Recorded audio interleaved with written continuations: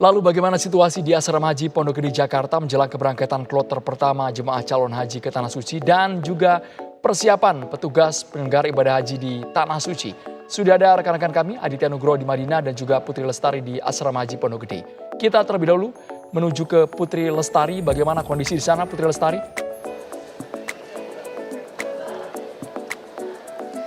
Ya baik, selamat petang Andromeda dan juga pemirsa. Beginilah kondisi terkini di Asrama Haji Pondok Gede, Jakarta Timur. Kalau tadi Andro, kita sudah menyaksikan bagaimana dari pukul 6 pagi hingga 12 siang, kloter pertama dari calon jemaah haji ini melaksanakan serangkaian agenda yang ada di sini sebelum akhirnya berangkat ke Tanah Suci, yang kira-kira berjumlah 393 calon jemaah haji. Kalau sekarang ini dimulai tadi pada pukul 1 siang hingga saat ini belum selesai, ada kloter kedua yang tengah melaksanakan serangkaian kegiatan calon jemaah haji sebelum pergi ke Tanah Suci. Kalau dari kloter kedua ini ada sekitar 495 calon jemaah haji yang akan mengikuti serangkaian kegiatan yang ada di sini. Dan saya akan menunjukkan kepada Anda bagaimana alur-alur sebelum akhirnya mereka bisa berangkat ke Tanah Suci. Yang pertama Andro, ini mereka akan melakukan adanya tes kesehatan. Dan yang kedua nantinya mereka akan langsung menerima kokarde. Nah, ini Anda lihat, ini adalah serangkaian kegiatan yang dilakukan oleh calon jemaah haji, di mana ini adalah kartu yang akan nantinya diterima oleh calon jemaah haji untuk menerima adanya kamar, kemudian juga dari adanya makanan. Kemudian yang kedua, nantinya para calon jemaah haji ini akan menerima gelang untuk mengetahui identitas masing-masing. Setelah itu akan bergeser untuk melihat bagaimana adanya penerimaan dari aktivasi nusuk. Yang Anda lihat di layar kaca Anda ini, para calon jemaah haji sedang melaksanakan adanya serangkaian kegiatan yang memang dilakukan sebelum pergi ke Tanah Suci. Kemudian juga selanjutnya ini adalah penerimaan paspor, di mana para calon dari jemaah haji ini akan menerima paspor mereka masing-masing dan dibantu oleh para petugas yang berpengalaman. Lalu selanjutnya nanti para calon jemaah haji akan menerima yang namanya karu karom. Tapi tidak semua orang calon jemaah haji ini akan mendapatkan karu karom. Baik Andro dan juga pemirsa, karena ini merupakan uang insentif yang nantinya akan diberikan kepada ketua dari rombongan calon jemaah haji.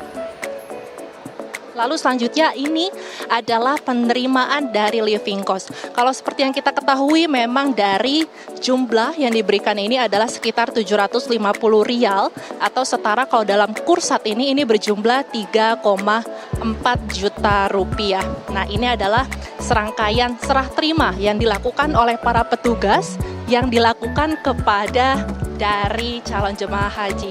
Nah, itu adalah alur terakhir yang dilakukan oleh calon jemaah haji sebelum akhirnya mereka berangkat ke Tanah Suci. Demikian yang dapat saya sampaikan dari Asrama Haji. Kembali ke Andro di studio. Pemirsa, musim kemarau di Indonesia diprediksi datang lebih cepat. Oleh karena itu, pentingnya ketersediaan air bersih dengan menghadirkan ratusan toren di wilayah Koja, Jakarta Utara secara gratis.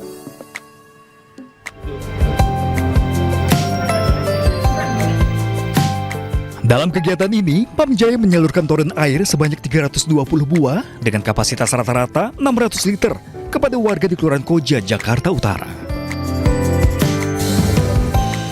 Penyaluran ini ditargetkan untuk membantu masyarakat memiliki cadangan air di tengah kondisi tekanan air yang masih rendah serta infrastruktur pipa yang belum sepenuhnya optimal.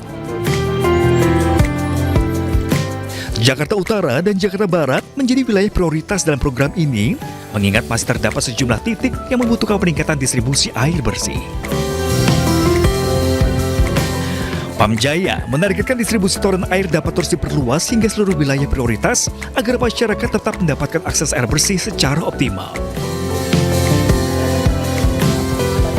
Koja ini memang secara tekanan juga sebenarnya masih di 0,3. Tetapi pipa-pipa yang ada di sini memang tidak cukup mumpuni untuk secara normal ya, karena memang beberapa lokasi memang ini dulu ada beberapa peninggalan yang memang harus kita perbaiki. Jadi sambil memperbaiki, kita juga dihadapi nanti dengan El Nino, Godzilla gitu ya. Jadi kita coba mengantisipasi di utara Jakarta memang pastinya akan cukup jadi konsentrasinya PAM untuk memastikan airnya tetap bisa mengalir. Kedepannya, Pamjaya juga akan terus menghadirkan solusi nyata bagi masyarakat sekaligus mempercepat jaringan air perpipaan di seluruh wilayah kota. Dari Jakarta, Tim Liputan iNews melaporkan.